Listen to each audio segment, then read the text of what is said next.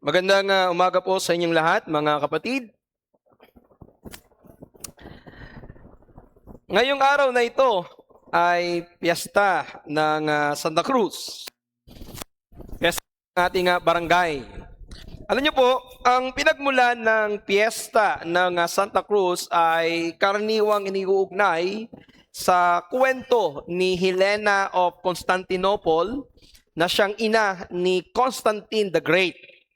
Ayon po sa tradisyon ng Roman Catholic Church, naglalakbay noon si Helena sa Jerusalem noong mga 4th century at natagpuan daw niya dito yung the real cross or the true cross of Christ, yung tunay daw na krus ni Kristo. At ito ho yung naging dahilan kung bakit ngayon ay mayroong pagdiriwang ng kapistahan ng krus. So mula dito ay nagsimula na po yung tinatawag na of the Holy Cross. At sa Pilipinas, tawag natin dito ay Piyesta ng Santa Cruz. Sa kultura ng mga Pilipino, ito po ay dito po ginaganap yung Santa Cruzan. Kaya po may mga prosesyon, may mga Reyna Elena, at may iba't iba pang mga simbolismo kung saan ay nagkakaroon ng pagpaparangal sa krus. Now, para sa ilan, ang mga piyesta ay kultura at tradisyon na namana. Pero sa iba, ito ay mayroong mas malalim na kahulugan. Para sa iba, ito ay may kinalaman sa pananampalataya. Now, sa maraming parte ng ating bansa, ang piyesta ay malimit na may kaugnayan sa mga patron, santo, imahe, nakakakita ng mga prosesyon, handaan at kasiyahan. At iba't iba pang mga anyo ng debosyon. Pero alam niyo po ba na sa Biblia ay meron ding piyesta? Pero hindi po ito pagkilala sa isang patron, kundi pag-alaala sa isang pangyayari na gaya po sa ating teksto. Kung saan, kung inyong matatandaan, ang panahon ng ating teksto ay panahon ng pagdiriwang ng piyesta ng Pasko o yung piyesta ng Passover. Ito yung panahon na inaalaala ng mga Hudyo ang naging pagliligtas ng Diyos sa kanila sa pamamagitan ng paglampas ng anghel ng kamatayan. At ito ay nangyari sa pamamagitan ng pagsunod nila sa utos ng Diyos na magpahid ng mga dugo ng kordero sa kanilang mga pintuan, sa mga poste ng kanilang mga pintuan, upang kapag dumaan ang anghel ng Panginoon, kapag nakita yung kanilang mga pintuan na may dugo, ito ay lalampas. Kaya ang tawag ay paglampas. Over, hindi sila mamamatayan ng panganay na anak. Pero ito yung bagay na dapat nilang makita. Ito sana yung dapat nakita nitong mga Hudyo na ito sa mga panahon na ito. Pagdiriwang ito ng Passover, dapat sana ay naaalala nila na itong Passover na ito ay nagkaroon na ng katuparan kay Kristo. Si Kristo ang tunay na Pasko. Si Kristo ang tunay na tagapagligtas. Si Kristo ang tunay na kordero na inihandog minsan at magpakailanman. Na sa kanyang dugong nabuhos sa Kalbaryo, ito ang naging panglinis ng ating mga kasalanan upang ang sinumang sa kanya'y sumampalataya at magsisi sa kanyang mga kasalanan ay patatawarin at lalampasan ng kamatayan na walang hanggan sa impyerno, bagkos ay magkakaroon ng buhay na walang hanggan. Ito sana ang nasa isip nitong mga Hudyong ito, subalit nang nakalulungkot ay nandoon sila at nagtitipon at ang iniisip ay ipapatay ang mga nangangaral patungkol kay Kristo. So nasa ganitong panahon mga kapatid, ang senaryo ng ating teksto. Kung kayo ay narito nung nakaraang linggo, nandali lang po. Kung narito kayo nung nakaraang linggo, pinag-aralan natin yung unang bahagi ng Acts chapter 12 verses 1 to 25. Napag-aralan natin dito kung bakit naisipan nitong si Herodes Agripa. Ay, kanina nabasa lang natin sa Lucas chapter 23, merong another Herodes. So ito po yung Herodes Antipas. Ito po yung tiyuhin ni Herodes Agripa. Ito yung Herodes na nagpapugot o nagpapatay ng mga sanggol. Ibig sabihin, ito yung Herodes na noon ay hinahanap ang Panginoong Hesus. Yung Herodes na ating binabanggit dito, ito yung kanyang pamangkin, si Herodes Agripa. So itong si Herodes Agripa na ito ang nagpapatay kay Santiago at pinalano niya na ipapatay din itong si Pedro na pinuno ng mga apostol. Subalit dahil nga ito ay panahon ng pagdiriwang ng pista ng Paskwa, hindi agad nagawa ni Herodes ang plano niyang pagpapatay. Kaya ang kanya munang ginawa ay ipinakulong niya si Pedro at mahigpit na pinabantayan sa 16 na sundalo para masigurado niya na hindi makatatakas itong si Pedro. Pero nung malaman ng mga alagad na si Pedro ay ipinahuli at ipinakulong nitong si Herodes at pinalanong patayin pagkatapos ng pista ng Paskwa, ang ginawa ng iglesia ay agad na nagtipon-tipon para sa isang taimtim at tuloy-tuloy na pananalangin. Nagkaroon siguro sila ng tinatawag nating prayer vigil. Pero lumipas ang ilang araw, wala pang naging sagot sa kanilang mga panalangin. Pero hindi po sila huminto sa kanilang pananalangin hanggang sa huling gabi, bago ang planong pagpatay ni Herodes, ang Diyos ay sumagot sa kanilang panalangin. Nagpadala ang Diyos ng anghel upang iligtas si Pedro sa planong pagpapatay sa kanya ni Herodes. Napag-aralan din natin na kahit kinabukasan ay hahatulan na si Pedro ng kamatayan, pero payapa si Pedro na nakatulog dahil sa kapayapaan ng kanyang pananampalataya sa Diyos. At dito natin nakita yung makapangyarihang pagkilos ng Diyos na si Pedro ay nakalabas sa kulungan na hindi man lamang namalayan ng mga bantay. At nung siya ay nandoon sa lansangan, nung siya ay makatakas na at makalayo-layo na ng konti doon sa kulungan, doon lamang napagtanto ni Pedro na hindi siya nananaginip, kundi totoo yung nangyari sa kanya na iniligtas siya ng anghel ng Panginoon. At ang kanyang unang ginawa ay pinuntahan ang kanyang mga kapatiran na noon ay nagtitipon sa bahay ni Maria na ina ni Marcos, at dito po ay sila ay nananalangin. Kaya lang napag-aralan natin na sa kanyang pagkatok, bubuksan sana ni Roda yung pintuan, pero nung kanyang mapakinggan na boses to ni Pedro, sa kanyang sobrang excitement, hindi niya na buksan ang pintuan, pumoob at sinabi sa mga tao na nandoon si Pedro. Pero hindi agad siya pininiwalaan. Sinabihan pa siyang siya ay nasisiraan ng bait. Pero ipinagpilitan nitong si Roda na boses ni Pedro ang kanyang narinig. At nung sila ay kanya nang napili, sila ay sumama at binuksan ng pinto. At sa kanilang pagbukas ng pinto ay laking gulat nila, sapagkat totoo na si Pedro ang nasa labas ng pintuan. Pero sila ay sinenyasan ni Pedro na sila ay tumahimik, at nung sila ay pumasok doon sa loob, saka ikinuwento ni Pedro kung paano siya pinalaya ng anghel ng Panginoon, at dahil alam niya na nasa panganib ang kanyang buhay, pagkatapos nito siya ay umalis at sa ibang lugar nanirahan. Dito natin natutunan, mga kapatid, na kahit pala minsan tuloy-tuloy at taimtim tayo sa ating pananalangin, pero minsan kulang pa rin ang ating pananampalataya. Minsan kahit nananalangin tayo, pero tila nagdududa tayo kung talagang sasagutin ng Panginoon ang ating panalangin. Marahil ay idinadalangin ng mga mananampalatayang ito na gumawa ang Diyos sa buhay ni Pedro. Pinapanalangin nila marahil na iligtas si Pedro. Pero nung sinagot ng Panginoon ang kanilang panalangin ay nagulat sila.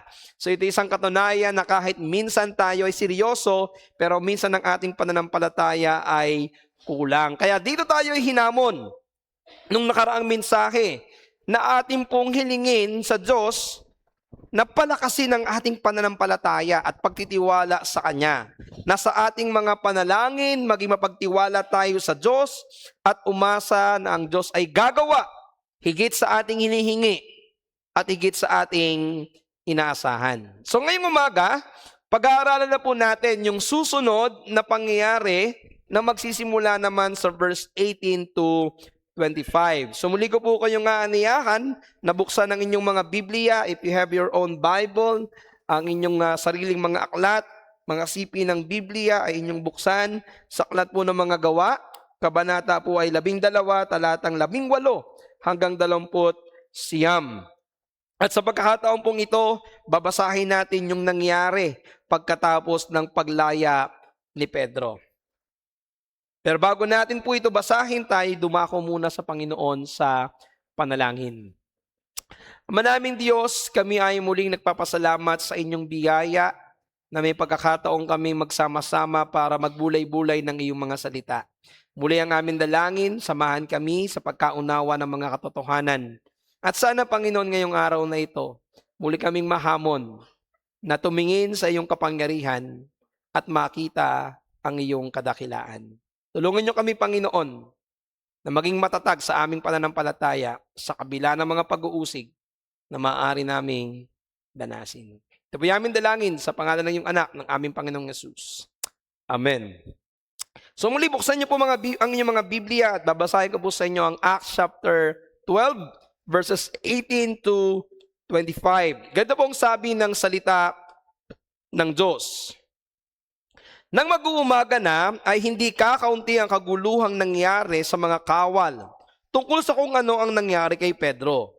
At nang siya ay may pahanap na ni Herodes at hindi siya masumpungan, ay siniyasat niya ang mga bantay at ipinag-utos na sila'y patayin.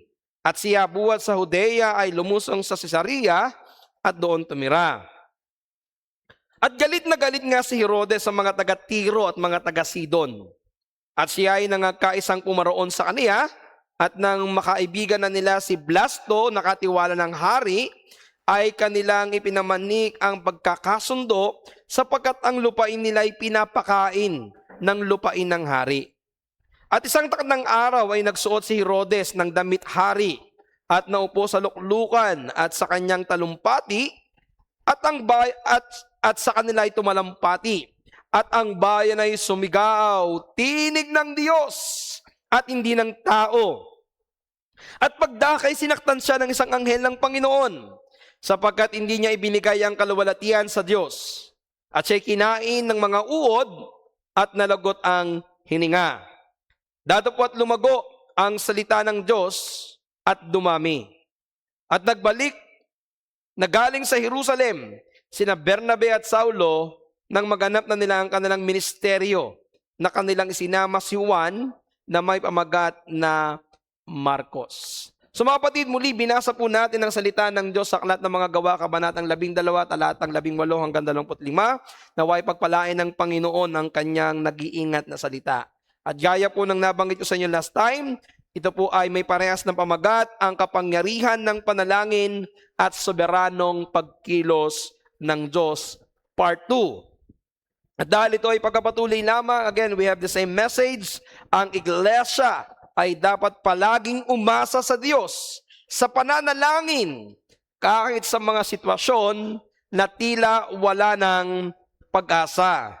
So gaya din po na sinabi ko sa inyo last time, meron tayong 4 na puntos. Napag-aralan na natin yung unang 2, ang pag-uusig ni Herodes na nagdala ng takot sa mga alagad at ang panalangin ng iglesia at pagliligtas ng Diyos. Ngayong umaga, tatalakayin natin yung 2 nahuli, ang kahambugan ni Herodes at parusa ng Diyos at paglaganap ng ebanghelyo sa kabila ng pag-uusig. Pero again, gusto kong makita ninyo mga kapatid na gaya ng sinabi ko sa inyo last time, na itong dalawang puntos na ito ay bunga pa rin ng makapangyarihang pagkilos ng Diyos. Yung pagpaparusa ng Diyos kay Herodes at yung paglaganap ng Ebanghelyo ay hindi natin pwedeng ipalagay na bunga ng gawa ng tao, kundi ito ay makapangyarihang pagkilos ng Diyos. Kaya pag-aralan po natin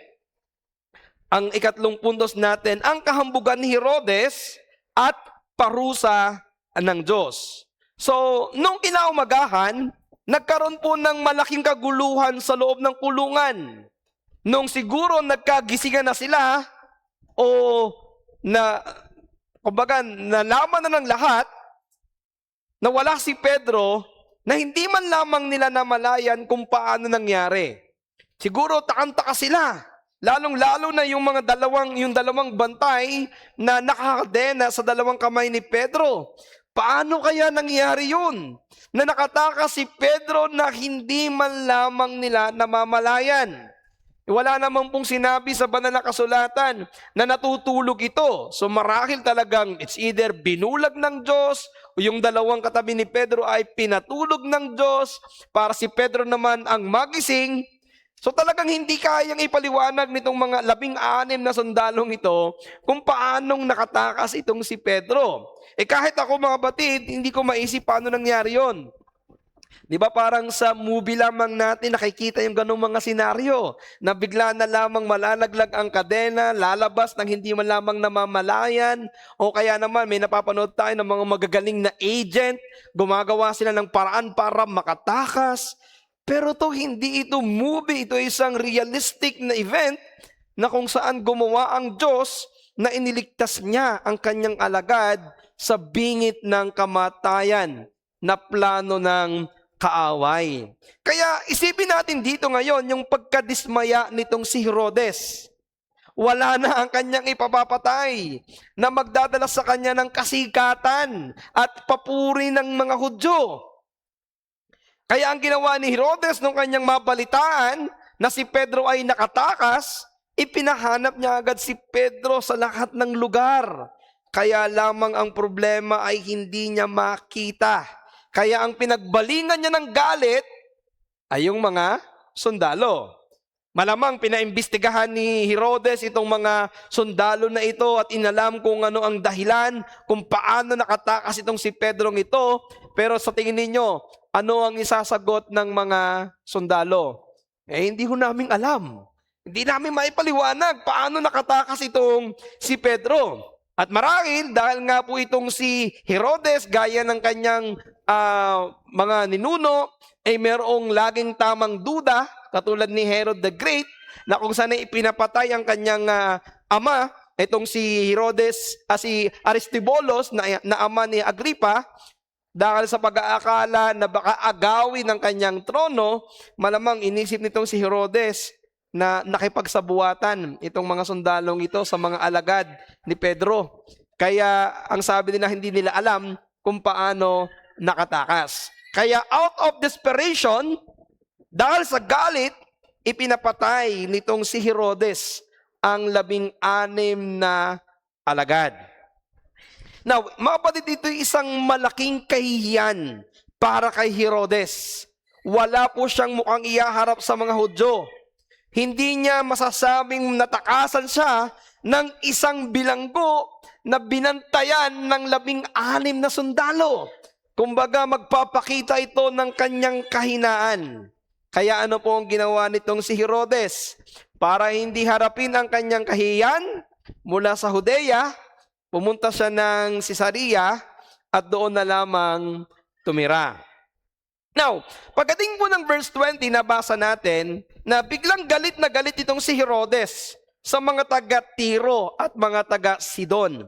Pero hindi na po binanggit sa atin ni Lucas kung ano yung naging dahilan ng alitan ni Herodes at ng dalawa niyang nasasakupan ng Tiro at ng Sidon. Pero gusto ko makita ninyo kung bakit kinakailangan o nagsikap itong mga Tiro at itong mga taga-Sidon na makipagkasundo kay Herodes. Ang dalawang lungsod kasing ito ay mga hindi agricultural na lugar. Ibig sabihin, wala silang masyadong maraming pananim. Ayon sa talata, umaasa lamang sila sa mga pagkain o sa mga ani o sa mga pagkain na nagmumula sa lupain ni Herodes. Kaya nung nagkaroon po ng away sa pagitan ng mga taga-Sidon at ng mga taga-Tiro, nakaaway nila ang hari, malalagay sila sa panganib na sila'y pwedeng magutom. Kaya ang kanilang naisip, wala naman tayong ibang pagkukuhanan ng pagkain, makipagkasundo tayo kay Hari Herodes. Pero dahil hindi daw po sila direktang makalapit kay Herodes, nakipagkaibigan muna sila kay Blasto. Si Blasto ay isa sa mga katiwala ng hari. Now, hindi po ito yung sinabi nakipagkaibigan, ito yung ordinaryong, hello, kumusta ka? Kami nga pala yung mga taga-Sidon, pwede ba makipagkaibigan sa iyo? Hindi po ganito ang senaryo dito. Ito po ay mas malamang ay sinuhulan nitong mga taga-Sidon at taga-Tiro, etong si Blasto, upang sila ay ilapit kay Herodes. Upang sila ay makakuha ng pabor sa hari. Hindi ba't ganito naman ang karaniwang takbo sa politika? Manuhol ka at maghanap ka ng padrino. Maghanap ka ng kakilala para ikaw ay makakuha ng pabor sa mga opisyal. Now, nung malaman itong si Herodes na itong mga taga-Tiro at mga taga-Sidon ay gusto makipagkasundo sa kanya, anong ginawa ni Herodes? Naghanda siya ng isang pagtitipon kung saan dito matatanggap niya yung bagay na kanyang pinakananais, yung bagay na gusto niyang mangyari, yung siya ay papurihan ng mga tao. At ito yung nabasa natin sa verse 21 to 23. Sabi po dito, si Herodes daw po ay nagdamit ng hari, naupo sa kanyang trono at tumalumpati, nagsalita ng magandang mga pananalita. At ang bayan ay sumigaw. Siyempre, kung ikaw ay kaaway para palakihin mo yung ulo nung nagsasalita, anong gagawin mo? Purihin mo.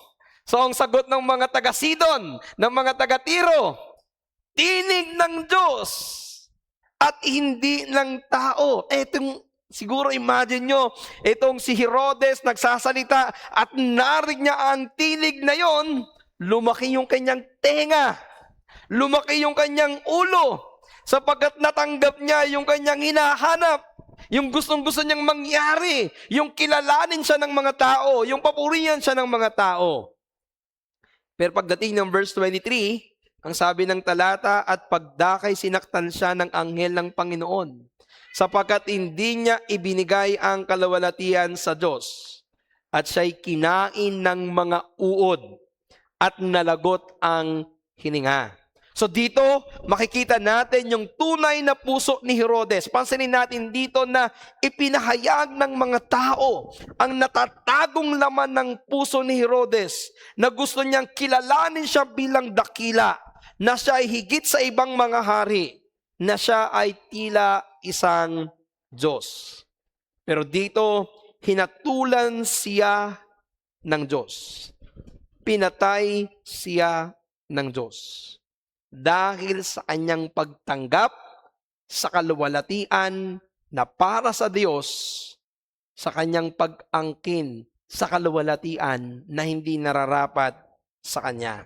Kaya makikita natin dito ang kapalaluan, ang kahambugan ni Herodes ang naghatid sa kanya sa kamatayan bilang parusa ng Diyos. Ngayon, alam ko na marami sa inyo, ang paniniwala ay gaya ng paniniwala ko noon, na literal na bigla na lamang may lumabas na mga uod sa katawan ni Herodes at kinain siya at namatay. Ganyan ba ang inyong imahinasyon dito? Na habang siya'y nangangaral, biglang may lumabas na mga uod sa kanyang katawan at siya ay namatay.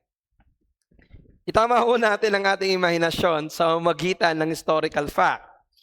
Ayon po kay Josephus, na isang Jewish historian, ang nangyari kay Herodes ay ganito.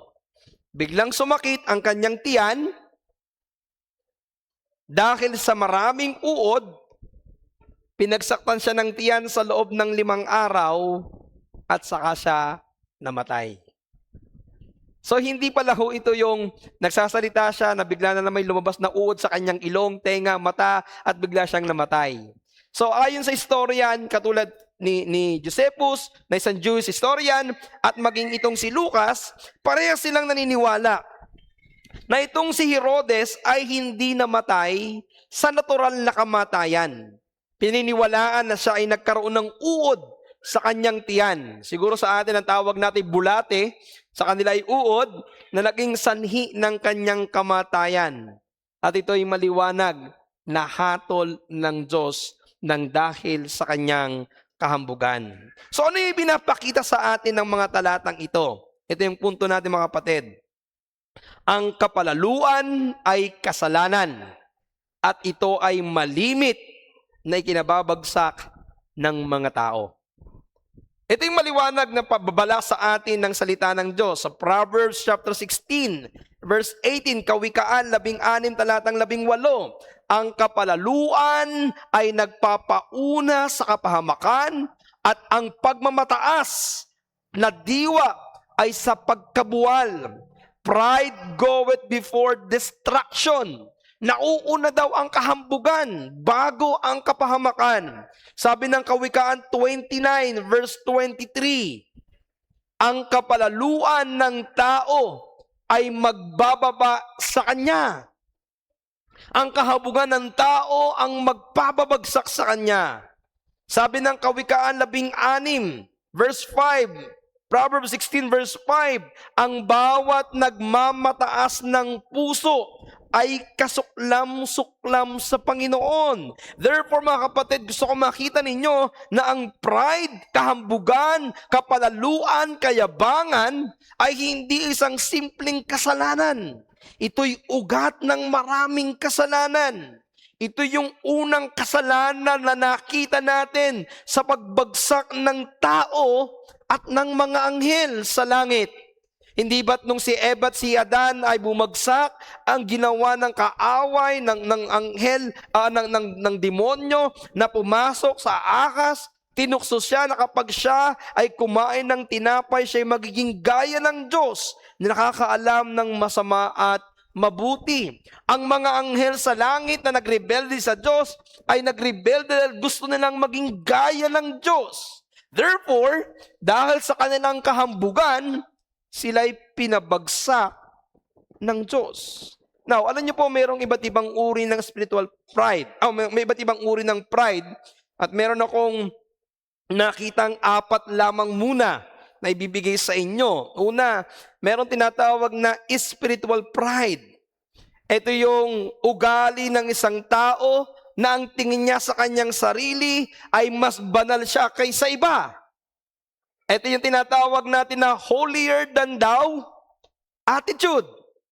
Halimbawa nito yung Pariseo at yung tax collector na nandoon sa templo.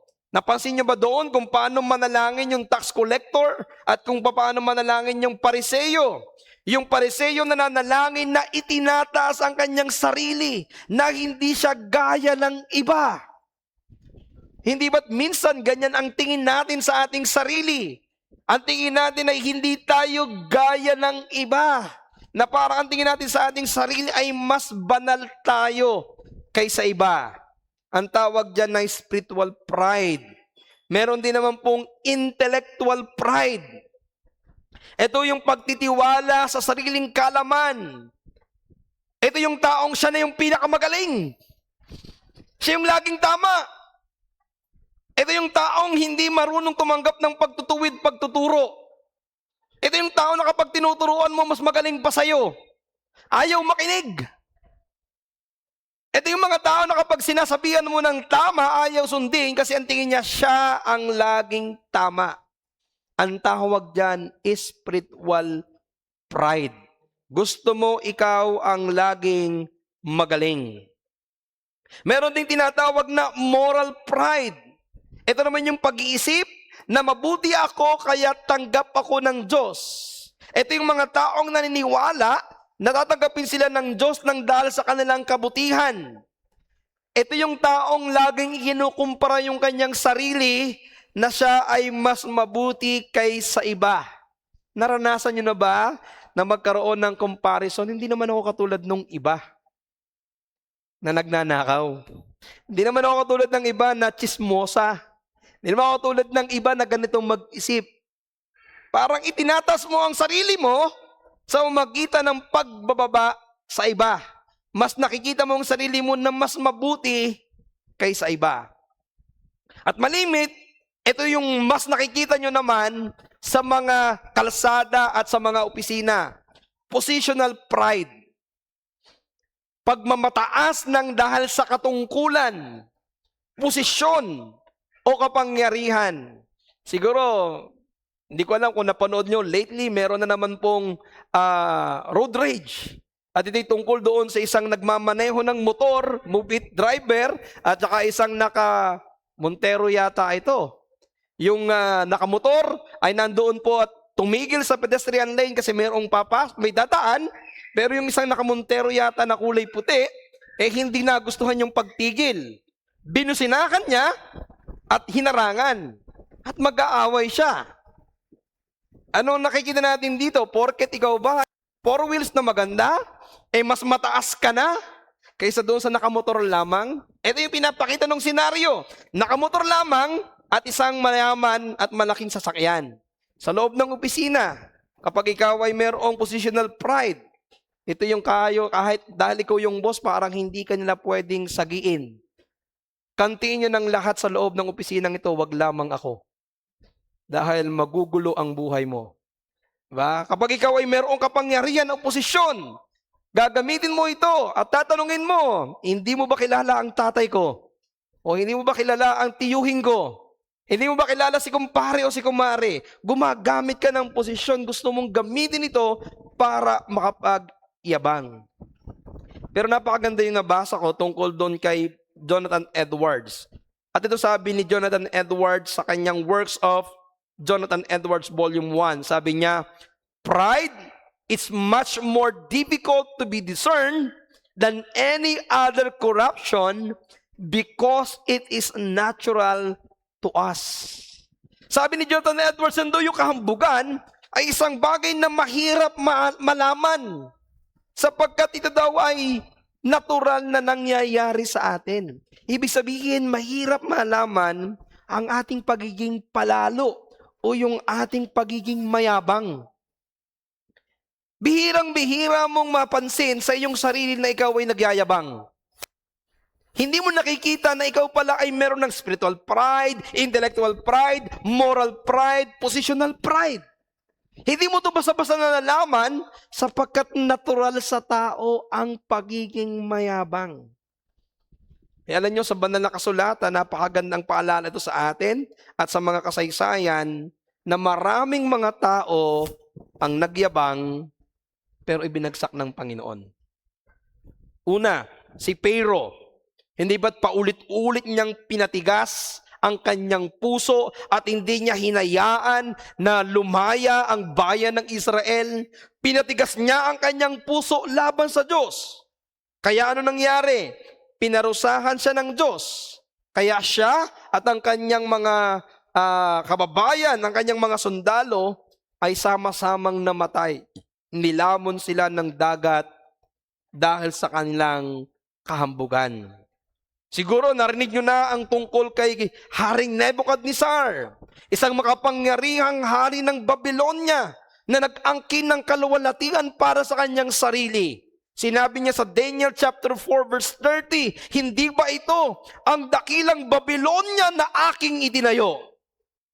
Naghambog siya sa Diyos dahil dito ibinaba siya ng Diyos at siya po'y naging parang isang hayop sa ilang panahon. Para siyang naging isang agila na humaba yung kuko, humaba ang buhok na hindi na siya nakilala ng mga tao. Dakilang hari pero biglang bumagsak at naging isang mahirap. Narinig niyo rin siguro si Haring Uzzias sa aklat ng 2 Chronicles chapter 26 verse 16. Nung siya po'y naging tagumpay na hari, siya'y naging mayabang. At ang sabi niya, ngunit nang siya'y lumakas at ang kanyang puso ay nagmataas sa kanyang kapamahalaan, pinarusahan siya ng Diyos. At ano naging parusa sa kanya? Nagkaroon siya ng sakit sa balat. Nagkaroon siya ng ketong. Sa kasaysayan, napakinggan nyo na si Napoleon Bonaparte. Mula sa pagiging isang sundalo, siya ay naging isang emperador ng Pransya. At tinuturing siyang henyo sa digmaan. At nagkaroon siya ng malawak na impluwensya sa Europa. Ngunit habang lumalawak ang kanyang kapangyarihan, lumalaki din ang kanyang ulo. Hindi siya makontento sa kanyang mga ambisyon. Kaya sinalakay niya ang Russia noong 1812. Pero hindi niya alam itong kanyang pagsalakay sa Russia ang magiging simula ng kanyang pagbagsak. O katulad po ni Alexander the Great, isa sa pinaka naging dakilang mananakop na halos nasakop niya ang buong mundo sa kanyang panahon. Parang minsan ko nang naikwento to sa inyo na umiyak pa siya. Bakit na umiyak? Wala na siyang masakop. Wala na siyang mapuntahang ibang lugar para sakupin. Kaya dahil sa sunod-sunod niyang tagumpay, lumaki ang pagtingin niya sa kanyang ulo. Sa ilang talanga ay parang hinangad niya na siya'y kilalanin o parangalan bilang Diyos. Bunga ng kanyang pagyayabang, namatay siya sa edad na 32 sa hindi maipaliwanag na dahilan. At yung ilang taon na sinisikap niyang magbuo ng isang malaking kaharian sa isang iglap ay agad-agad din nagwatak-watak dahil wala siyang naiwang tagapagmana. Mga kapatid, ang lahat ng halimbawang ito ay nagtuturo lamang ng isang malinaw na katotohanan. Ang Diyos ay laban sa mga taong palalo. Ang Diyos ay hindi nagagalak sa mga taong nagyayabang. Ngunit ang Diyos ay nagbibigay ng biyaya sa mga taong mapakumbaba. Kaya ang hamon sa atin ngayong umaga ay ito. Bilang mga mananampalataya, kilalanin natin na ang lahat ng biyaya ng Diyos, kilalanin natin ang lahat ng biyaya ng Diyos. Huwag nating angkinin ang kaluwalhatiang para sa Diyos, bagkus mabuhay tayo sa pagpapakumbaba sa harapan ng ating Panginoon. Nawa maging ugali natin ang ugali ng Panginoong Yesus. Na gaya ng sinabi sa aklat ng Pilipos chapter 2, na siya'y nagpakababa at naging masunurin sa Diyos. Hindi niya inari ang kanyang sarili na kapantay ng Diyos, kundi siya'y naging mababa at naging masunurin hanggang sa kamatayan sa krus. Yung hinahangad ng lahat ng tao ay hindi hinangad ng Panginoong Jesucristo. Nawa maging bukang bibig natin ang sinabi ni John the Baptist, He must increase, I must decrease. Siya'y dumakila at ako'y mababa. At maging ugali natin ang ugali ni Pablo at lagi nating sabihin, I am what I am by the grace of God. Ako ay ako nga nang dahil sa biyaya lamang ng Diyos. Kaya mga kapatid, ang tunay na mananampalataya ay hindi dapat nakikitahan ng kahambugan. Datapwat makita sa atin bilang mga lingkod at mga tao ng Diyos ang kapakumbabaan.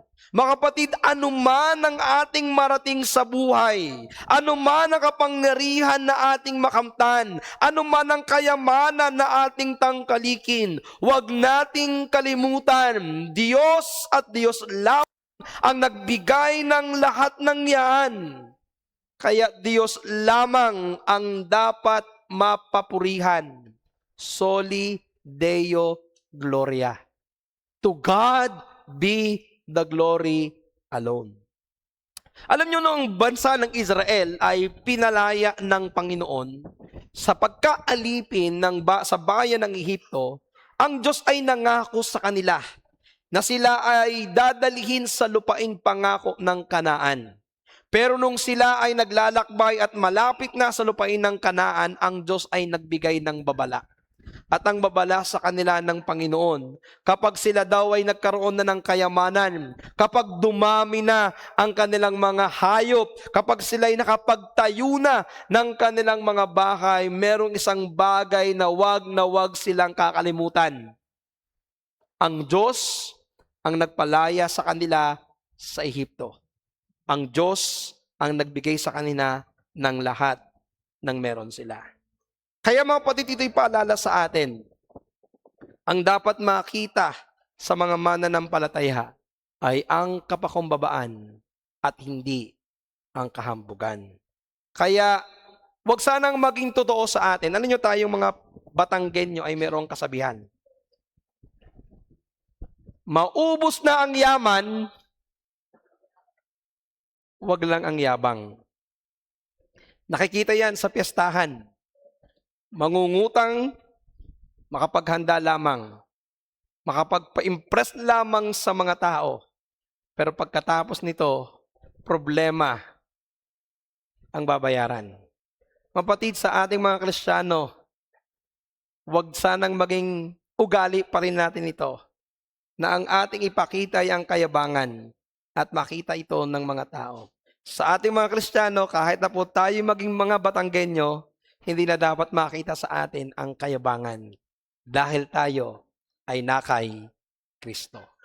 Pangalawa, o pang-apat, ang paglaganap ng Ebanghelyo sa kabila ng pag-uusig. Verse 24 and verse 25. Datapwat ang salita ng Diyos, datapwat lumago ang salita ng Diyos at dumami. At nagbalik na galing sa Jerusalem si Bernabe at si Saulo nang maganap na nila ang kanilang ministeryo. At kanilang isinama si Juan na may pamagat na Marcos. Na mga kapatid, ito yung nangyayari. Maraming mga mananampalataya ang pinanghihinaan ng loob kapag nakikita nila yung kasamaan ay tila namamayagpag. Kapag ang masama ay namamayani, kapag ang lingkod ng Panginoon ay inuusig at pinapatay. O bilang tao, nalulungkot tayo kapag mayroong mga kalupitang ginagawa sa ating mga kapatid sa pananampalataya. Gaya na lamang nung isang araw na balitaan ko, kamakailan lamang na meron na namang isang pastor sa England na hinuli at ikunulong ng dahil sa pangangaral ng Ebanghelyo. At marami kayong mababasa sa ibang mga bansa na sa pamamagitan ng pananalangin sa publiko, sa pangangaral ng Ebanghelyo, sila ay inuusig. Sino ba ang makakalimot sa ginawa kay Charlie Kirk? Na habang siya ay matapat na nagangaral at nagtuturo, habang siya ay nasa isang pagtitipon, ay merong isang bumaril sa kanya. Nalulungkot tayo. Ang iba pa ngayon nagagalit. Pero mga kapatid, ito yung inyong isipin. Inaakala ng mga kalaban ng Panginoon na mapipigilan nila ang kanyang kaharian kapag nasaktan nila at inusig ang kanyang mga alagad. Subalit doon sila nagkakamali.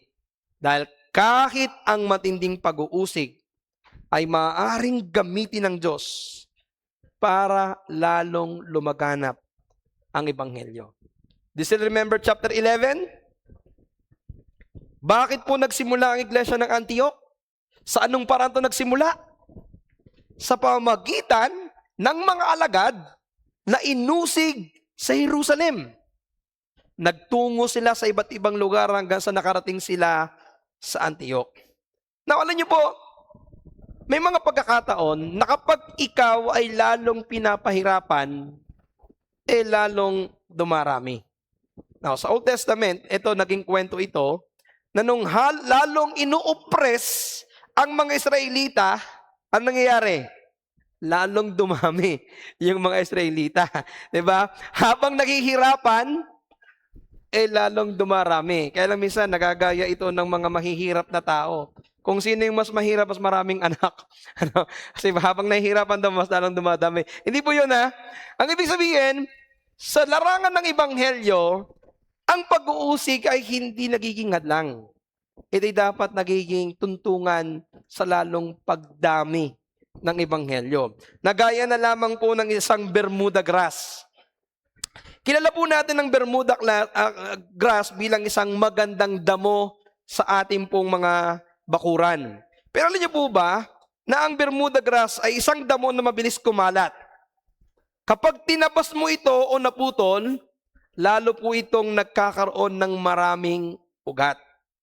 At kapag kumalat ito, kahit yung maliit na piraso, pwede itong tumubo at lalong dumami.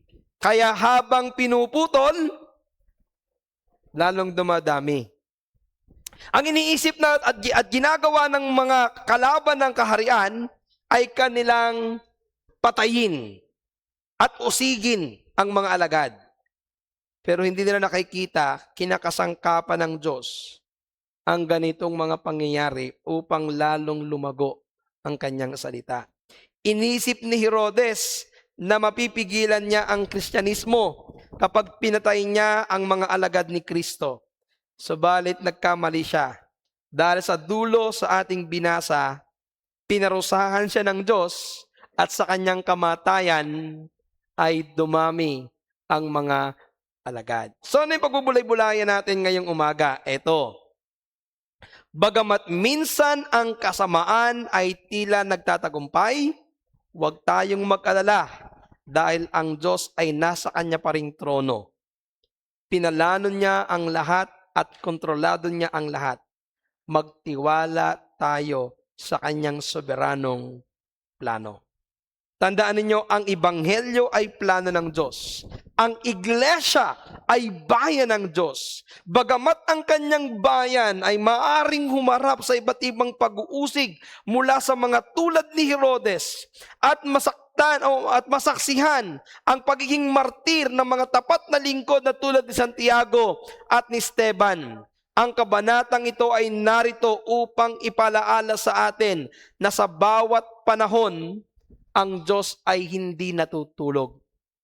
Ang Diyos ay palaging merong kontrol. Kaya ang punto natin, ang mga tapat na Kristiyano ay maaring humarap sa sarit-saring panganib. Ngunit ang kumakalaban sa Diyos ay nakaharap sa mas mahigit at mas malaking kapahamakan. At ito yung isang magandang katotohanan na sinabi ng mga reformers. Ang dugo ng mga martir ay binhi sa iglesia. Okay? Ang dugo ng mga martir ay binhi sa iglesia. Sa ilang panahon, hindi ba't ang binhi ay parang nawawalan ng buhay at nawawalan ng sigla? Gaya ng isang binhi na nalalaglag sa lupa. Ang isang binhi parang patay na at wala ng buhay. Ito yung makikita ninyong parang isang milagro at gawa ng Diyos. Yung isang butil, kailangan munang matuyo. Para siyang isang patay. Ibabaon mo sa lupa. Sa ilang panahon, wala kang makikitang nangyayari sa kanya.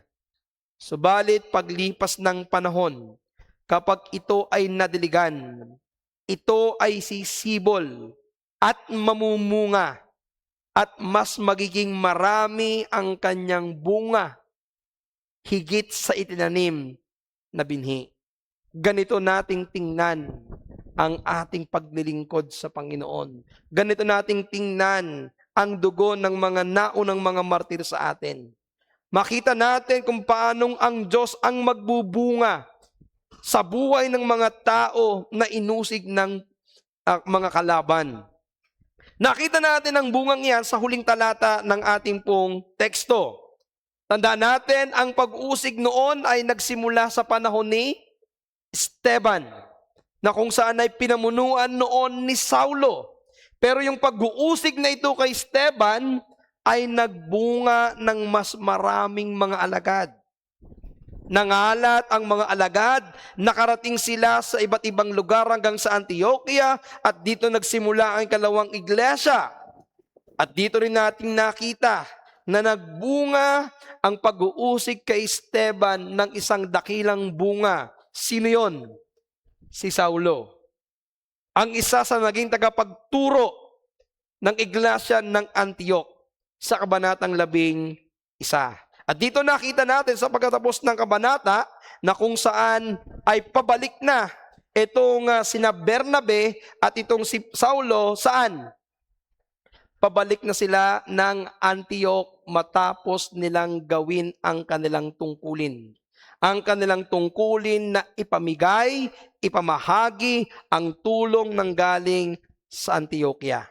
Pero anong gusto ko makita nyo dito ngayon mga kapatid?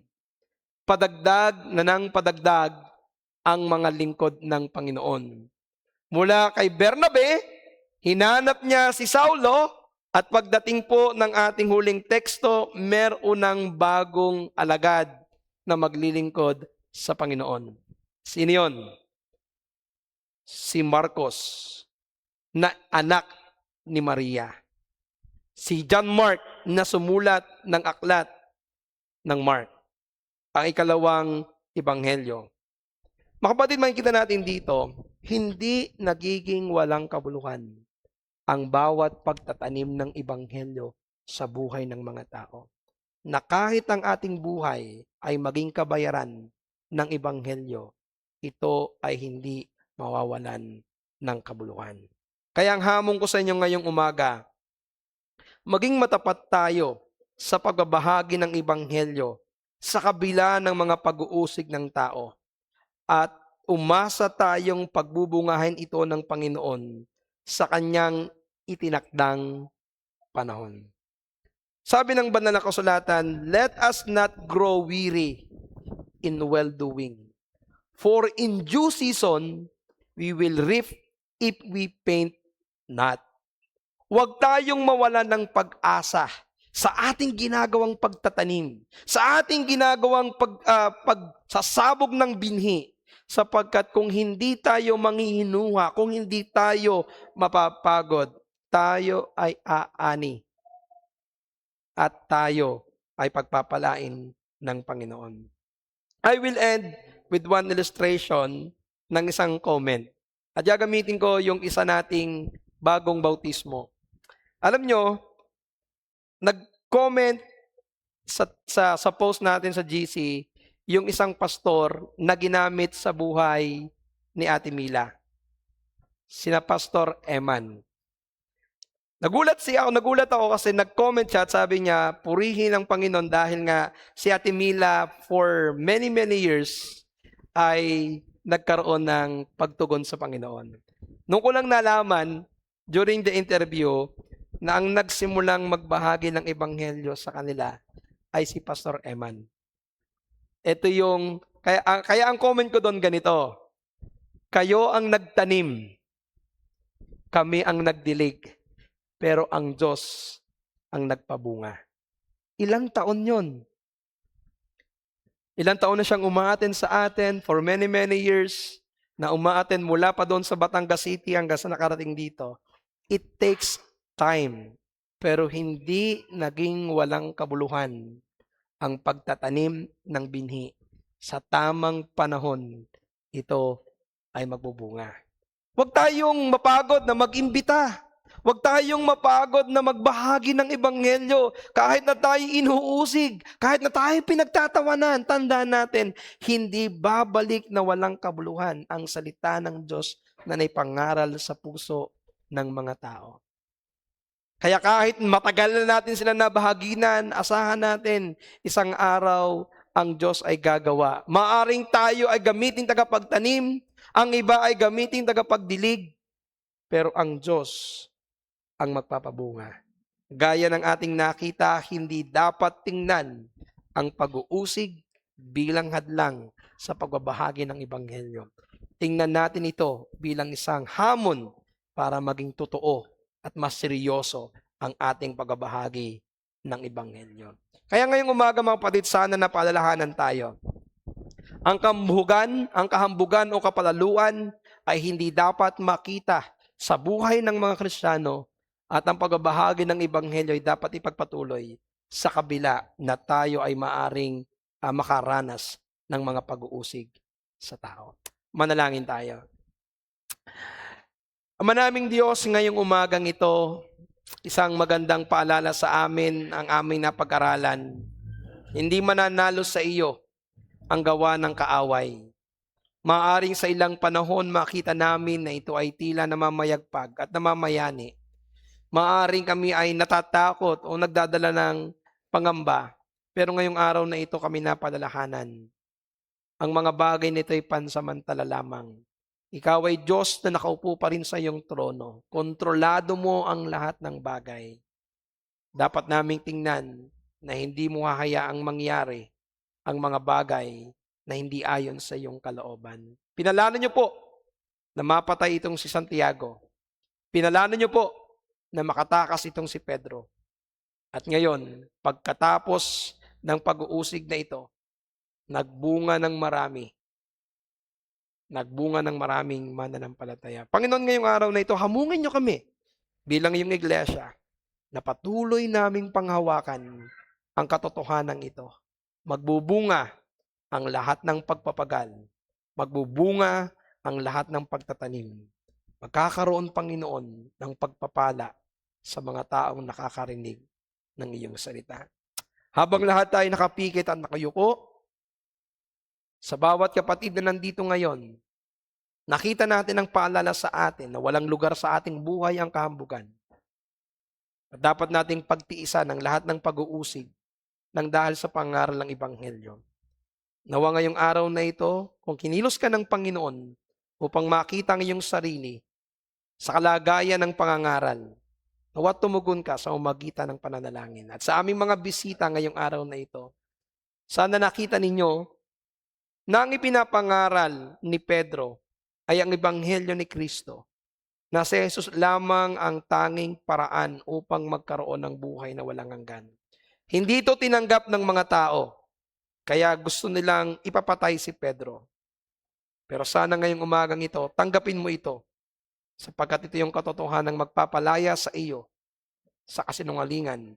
Ito yung katotohanan ng magpapalaya sa iyo sa kasalanan. At ito yung katotohanan ng magliligtas sa iyo at magdadala sa iyo sa walang hanggan. Si Jesus ang tanging paraan para sa kaligtasan. Habang lahat tayo nakapigit at nakayuko, magkaroon tayo ng ilang sandali bilang pagtugon sa ating mensahe.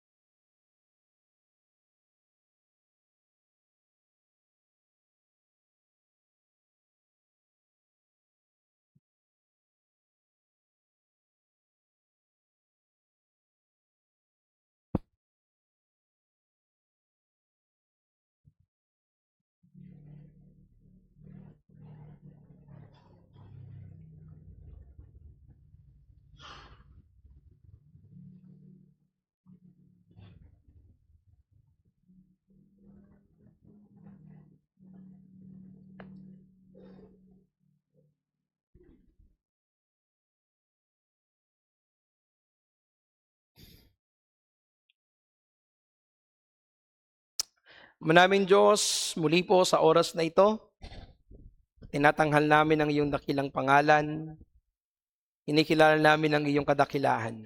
Nagpapakumbaba po kami sa iyong harapan. Alisin niyo po ang lahat ng kahambugan. Alisin niyo po ang lahat ng kapaluluan sa amin. Alisin niyo po ang spiritual pride, ang aming intellectual pride, ang aming moral pride, at maging aming positional pride. Lord, keep us humble. Tulungan niyo kaming makita kang dumadakila sa aming buhay at kami ay nagiging mababa.